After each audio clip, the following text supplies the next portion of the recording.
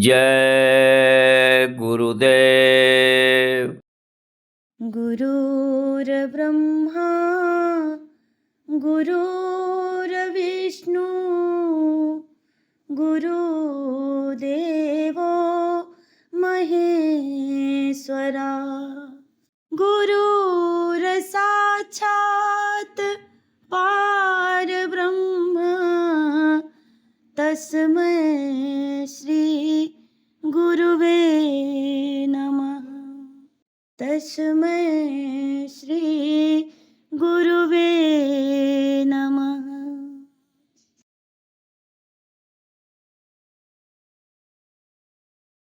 गुरु दरिया में नहाना, मन कहीं और न जाना।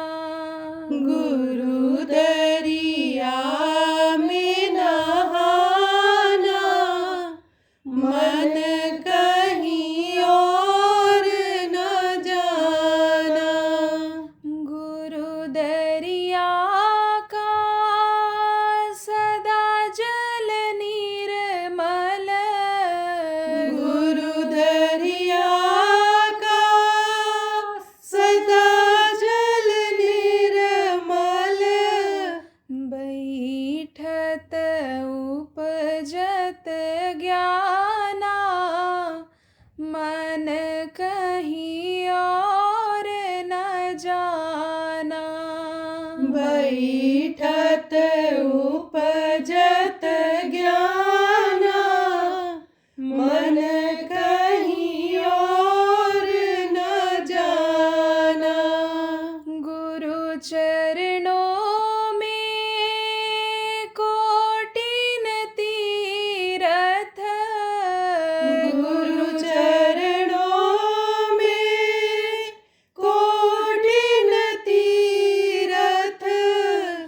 गावत वेद पुराणा, मन कहीं और न जाना। गावत वेद पुराणा, मन कहीं और न जाना। ऋषि मुनि और पीर औलिया, ऋषि मुनि और पीर औलिया। यह सब भरम भुलाना, मन कहीं और न जाना। यह सब भरम भुलाना, मन कहीं और न जाना। गुरु दरिया में पलटू नहाए, गुरु दरिया में पलटू नहाए। छूट गया न जाना, मन कहीं और न जाना। छूट गया न जाना, मन कहीं और न जाना। कहत कबीर सुनो भाई साधो, कहत कबीर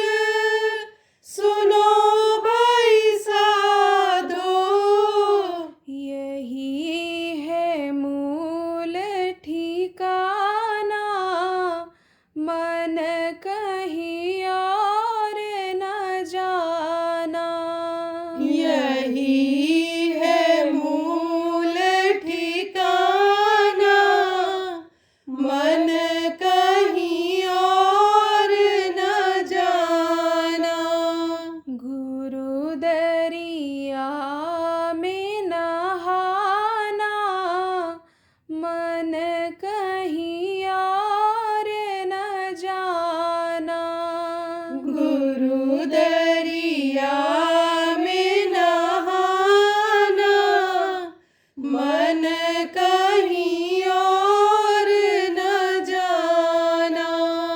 जय गुरुदेव, जय गुरुदेव।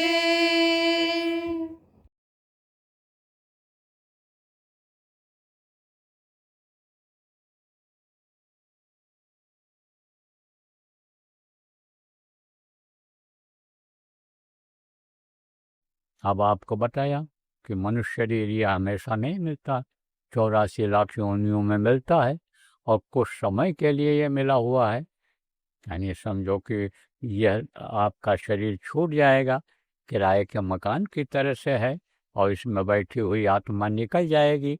ये शरीर धड़ाम से गिर जाएगा, इसका हड्डी मांस खून या कोई भी काम नहीं आएगा। जानवरों का तो भी काम आ जाता है, लेकिन मनुष्य का कोई काम नहीं आता है।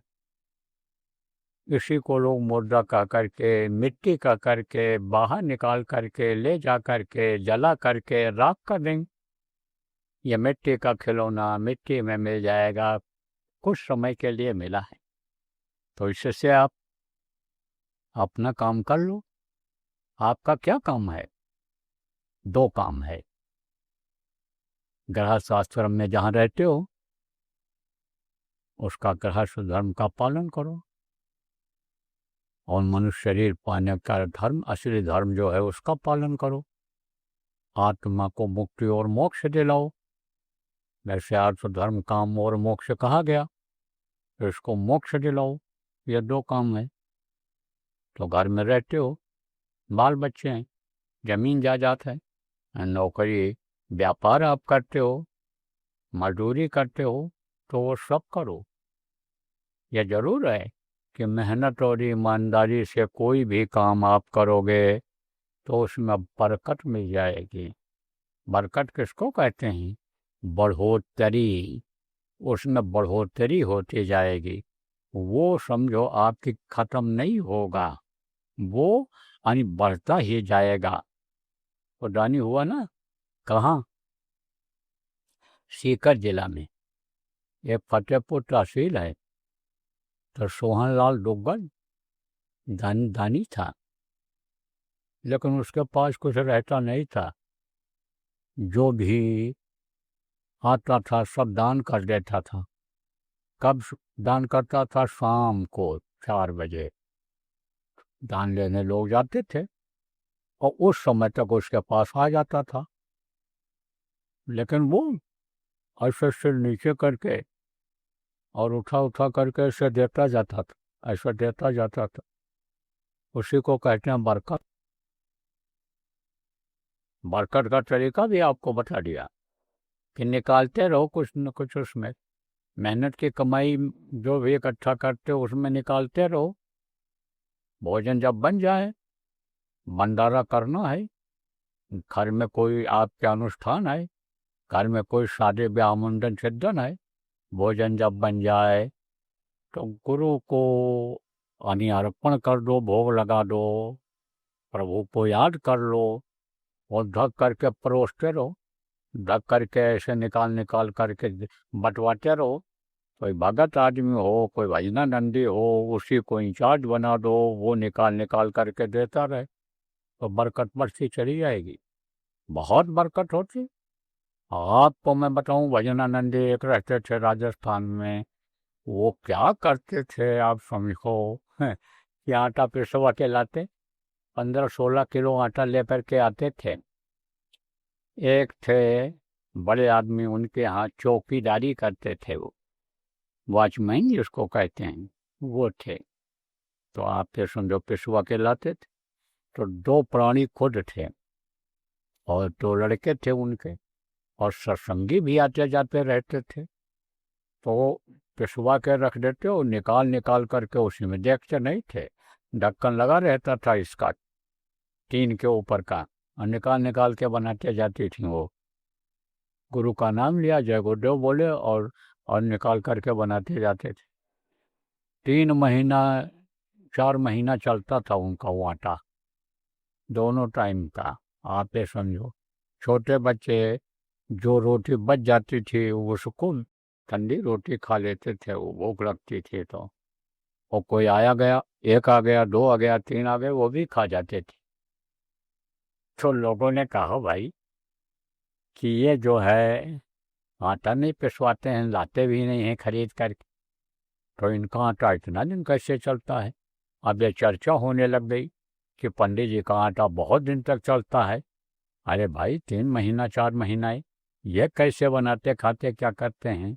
अच्छा वो खुद बता रहे थे वो हमसे, अब नहीं रहे, उनके लड़के उड़के भी बूढ़े हो गए होंगे, हो सकता नहीं भी हों, लड़के भी नहीं हों। काफ़ी पहले की बात है, शुरुआत की, या आप समझो 74 की बात है, 1974 की। तो अब बताया उन्होंने, कहा मैंने ही कहा गुरु महाराज अब खाली कर दिया करो, अब हमको बरकत हो रही है, अब हम और ले आया करेंगे, तो इस तरह से समझो बरकत होती है, तो बरकत बढ़ जाती है। और आप बहुत से लोग अनुभव भी किए हो, बरकत सेवा जब से निकालने लगे तब से आपकी बातें शुरू हो गई। तो मेहनत और ईमानदारी का जो पैसा रहता है उसमें बरकत हो जाती है, और इधर उधर से जो आ जाता है वो खर्च हो जाता है। तो उससे बचने की ज़रूरत है कि इधर उधर का ना आवे, कि जो परेशान करके जाए वो ना आवे, किसी को मार के ना लाओ, किसी को ठग करके ठगी करके मत लाओ। आपका जो हिस्सा बनता है, आपका जो मुनाफा बनता है बिजनेस व्यापार में, वही आप लो। कोई भी मिलावट न करो खेती के अनाज में, कोई भी लोग कम न तोलो। जो भी लोग हो आप तनख्वाह पाते हो, जो आपकी ड्यूटी है पूरी मेहनत से ईमानदारी से करो। मजदूरी करो तो खुश कर लो उसको जिसके यहाँ मजदूरी करो, जो आपको पैसा दे ऐसी मेहनत उसके लिए कर दो, तो वो पैसा जो आएगा वो आपके लिए फलदायी होगा। उसमें से भी कुछ निकाल दिया जाता है। ऐसा 10वां अंश तो पहले लोग निकालते ही थे, जिनको ज़्यादा बरकत लेनी होती है ज़्यादा भी निकालते थे और निकाल देते हैं। तो अब आप समझो प्रेमी, ये ज़रूर कहता हूँ, ये ज़रूर कहता हूँ, कोई भी काम आप छोड़ो मत। बाल बच्चों की देख रेख कर लो, वो भी जिम्मेदारी आपकी है।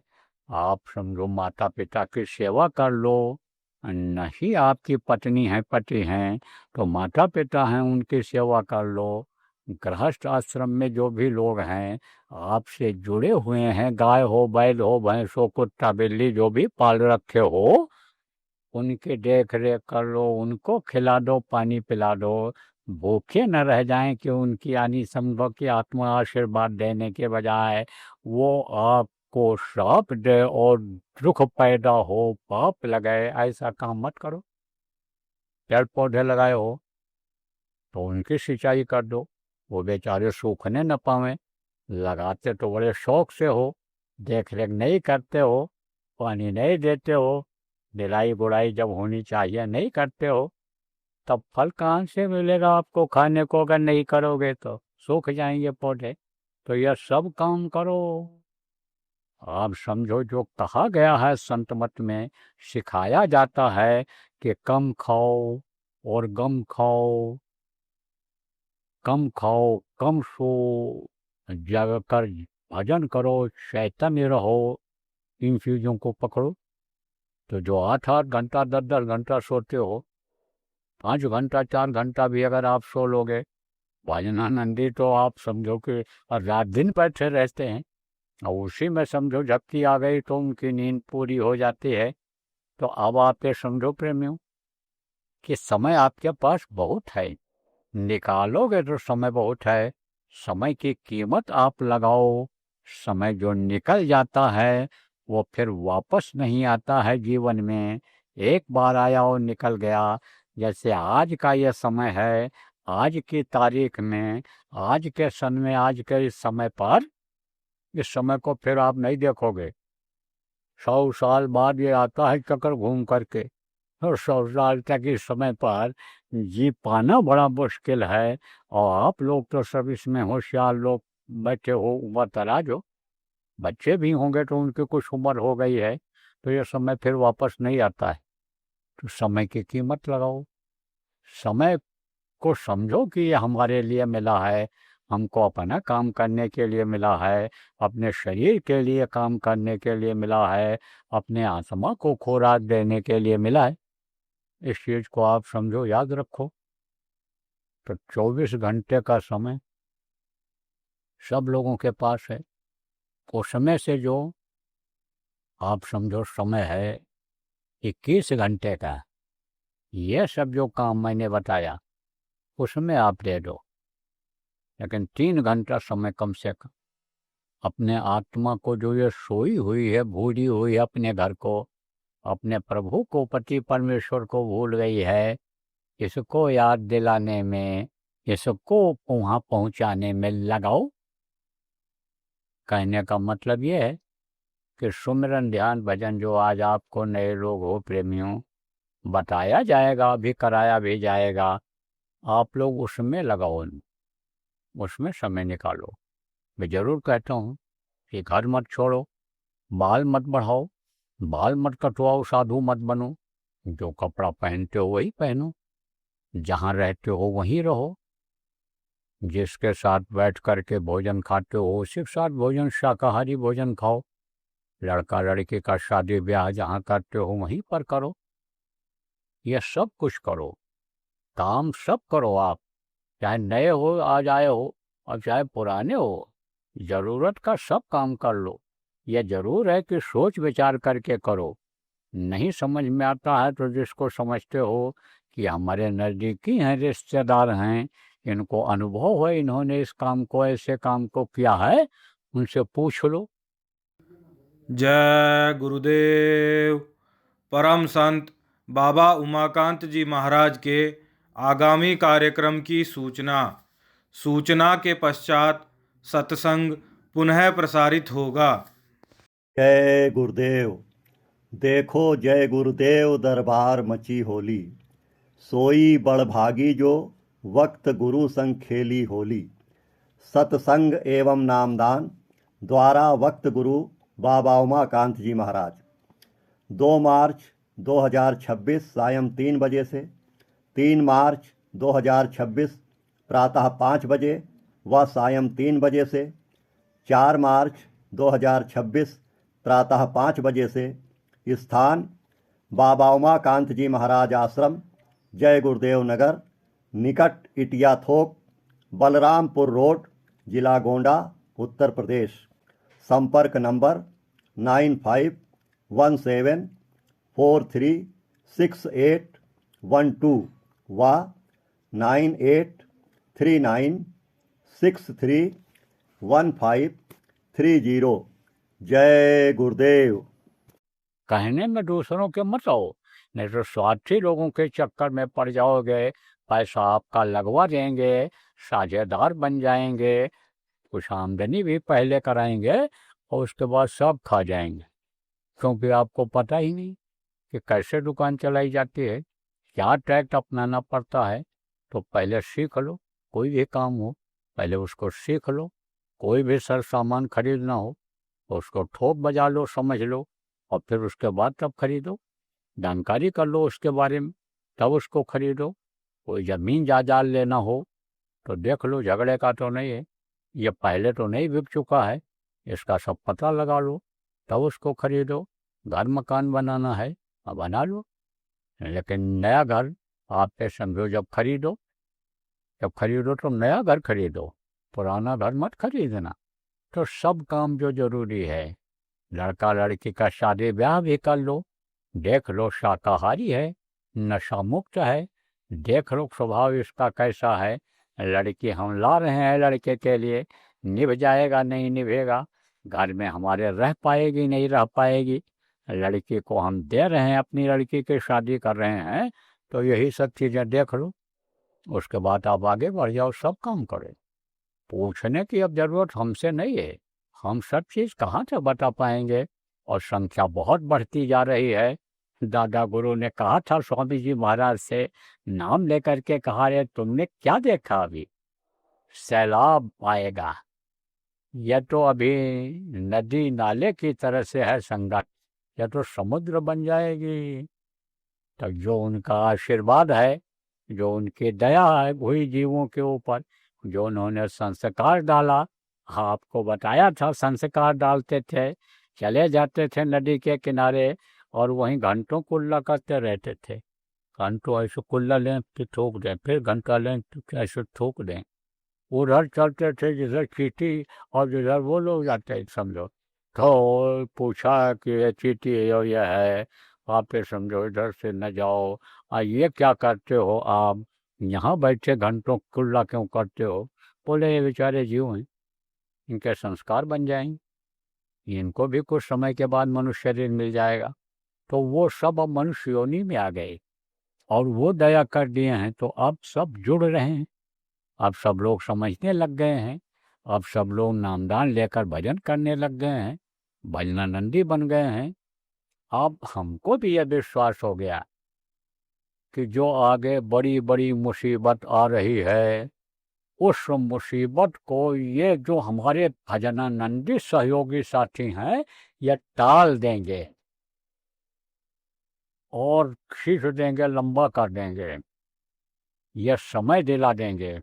ये जो शिव जी संहार करने के लिए बैठे हुए हैं, जो ये तांडव नृत्य करने के लिए बैठे हुए हैं, ये थोड़ा समय और दे देंगे कि प्रचार कर लो, बता दो, लोगों को समझा दो, अपने प्रेमियों से कह दो वो लोगों को समझा दें, बता दें, हम अभी कुछ नहीं बोलेंगे। जब आपके बात को नहीं मानेंगे, जब ये धर्म को नहीं अपनाएंगे, जब इनके आचार विचार आहार व्यवहार सही नहीं होंगे, बार बार कहने पर ये सुधरेंगे नहीं, तब तो हमारा डमरू बज ही जाएगा विनाश का। इसलिए यह समय दे देंगे। हमको विश्वास है, गुरु महाराज से शिव जी ने कहा था, मैं बहुत भूखा हूँ, मुझको आप भोजन करा दीजिए, फिर जो आप सोचेंगे वो मैं कर डालूंगा। गुरु महाराज लेकर गए थे कहाँ, वहाँ काशी बनारस जिसको कहते हो, वाराणसी जिसको कहा जाता है, वहाँ पर गुरु महाराज ने यज्ञ किया था और इनको खिलाया था। आप समझो खुश किया था इनको शिव जी को। एक यज्ञ किया था कब, जब भूखमरी बहुत बड़ी हुई थी, आप समझो भूखे लोग मर रहे थे, अनाज विदेशों से उतना नहीं आ पा रहा था, भारत देश एकदम गरीबी की कगार पर था, तब गुरु महाराज ने यज्ञ किया था। कहाँ किया था? अयोध्या में किया था और कहा था यहाँ हम देवताओं को खुश करेंगे, जल पृथ्वी अग्नि वायु और आकाश को खुश करेंगे, और देवताओं को वहाँ आगमन का पता भी चला था। कैसे पता चला आपको बता नहीं, एक ही दिन में 3 मौसम आ गया। 3 मौसम किसको कहते? गर्मी, बरसात और ठंडी। मुख्य रूप से यही 3 मौसम हैं, ये तीनों देखने को मिला। मैं अपना अनुभव बता रहा हूँ।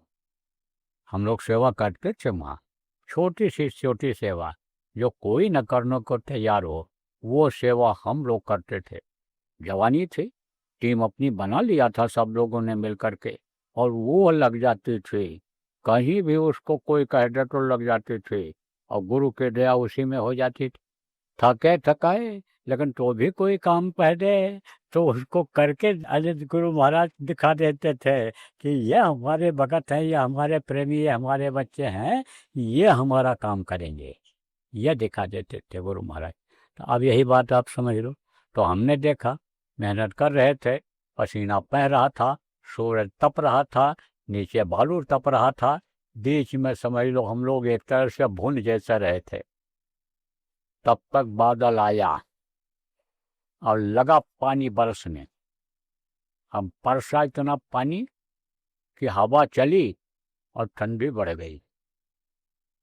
तब वो पुआल जानते हो किसको कहते हैं? ये जो धान का होता है, धान निकाल लिया जाता है, चारा बचता है, उसको पुआल कहते हैं। कोई पैरा कहता, वहाँ पैरा कहते थे। तो वो जला जला करके लोग तापने लग गए, ठठोरने लग गए, क्योंकि गर्मी के महीने में गर्म कपड़ा पहनने और ओढ़ने के लिए तो कोई लेकर गया नहीं था। और ठंडी आ गई और बरसात आ गई, तीनों मौसम देखा गया। तो ये तीनों देवताओं ने वहाँ ट्रेलर दिखा दिया। ट्रेलर किसको कहते हैं? जैसे सिनेमा में आने वाली पिक्चर में क्या होगा, क्या दिखाया जाएगा, कैसे होगा, ये जब छुट्टी होती है पानी पेशाब के लिए, जिसको इंटरवल कहते हो, तो आगे की आने वाली पिक्चर का कुछ हिस्सा दिखाते हैं। ऐसे दिखा दिया है कि हम लोग सब अपने काम में लग गए हैं, हम सब लोग खुश हो गए हैं और हम समय पर यानी ज़्यादा गर्मी बरसात कर देंगे और पैदावार बढ़ गई। इतना गन्ना और चावल पैदा हुआ कि जो पिछले कई वर्षों में नहीं हुआ था। तब से ये कभी भी रेडियो अखबार में नहीं आया, ये सुनने को नहीं मिला। क्या नहीं सुनने को मिला कि भूखमरी में लोग मर गए, भूखे मर गए, ये सुनने को नहीं मिला। फिर यज्ञ किया जब गुरु महाराज ने, आप पे समझो कि अहमदाबाद में यज्ञ किया, उस समय पर एक एक व्यक्ति से मिले और सबका सिर ठोका और सत्संग में बोले, अभी तुमको क्या पता है? ये जो छोटे छोटे बच्चे लेकर के देवियां आ रही और सिर पर हाथ रखवा रही हैं, इनके लिए वायरिंग की जा रही है कि जैसे कहीं पर तार की वायरिंग कर दी जाए, तार लगा दिया जाए और फिर उसमें करंट दौड़ाया जाए, तब वो मतलब काम करता है। तो वायरिंग पहले करवा दी जाती है, करंट बाद में यानी उसमें प्रवाहित करते हैं। तो कहा कि जब इनमें करंट आएगा तब देखना, तब करंट अब आ रहा है अब लोगों में। अब आप समझो कि पैदावार भी अच्छी होने लगी और संगत भी ये आपकी समझो बढ़ने लग गई। तो शिव जी ने क्या कहा था कि आप हमको खुश कर दीजिए और जो आप सोचेंगे वो मैं कर दूंगा। क्यों? क्योंकि संत दयाल होते हैं, दया का ही अंश उनके अंदर होता है। वो किसी का आप ये समझो अहित चाहते नहीं हैं, सबका फायदा चाहते हैं। दर्द होता है, हमको तुम्हारे लिए दर्द है दिल में, हाँ समझो, हम उनके दर्द उनके अंदर रहता है। तकलीफ जब लोग झेलते हैं तो जैसे अपने बच्चे को दर्द होता है, तकलीफ होती है, ऐसे संतों के बच्चे होते हैं। ऐसे गुरु महाराज के भी हम लोग बच्चे थे। गुरु महाराज के समझो कि अपना कोई बच्चा नहीं था, गुरु महाराज ने अपनी शादी ब्याह नहीं किया था कि बच्चे पैदा हों, लेकिन आध्यात्मिक दृष्टिकोण से यही कहते थे कि हमारे ये जितने भी बच्चे हैं प्रेमी, ये हमारे बच्चे हैं, अपना बच्चा तो कोई नहीं है। तो गुरु महाराज की ऐसी दया हुई कि हम भी गृहस्थी से बचे रहे, बाल बच्चे पैदा करने के लिए शादी ब्याह से भी दूर रहे, न पैदा हो उसके लिए शादी ब्याह से दूर रहे। तो हमको तो गुरु का ही काम करना है, वो ही आदेश दिए थे। तो हम भी यही कहते हैं भाई कि सब हैं तो दर्द है, तकलीफ है। तो मैं आपको बता रहा था कि टल जाएगा और टल रहा है। बहुत से भविष्यवाणियाँ जो गुरु महाराज ने पहले की थी, 14 आना तो वो खत्म कर दिया उन्होंने, प्रेमियों से प्रचार करवा करके, जन जागरण करवा करके, यात्रा निकाल करके, पर्चा बंटवा करके, यज्ञ करा करके, ये सब कटवा दिया।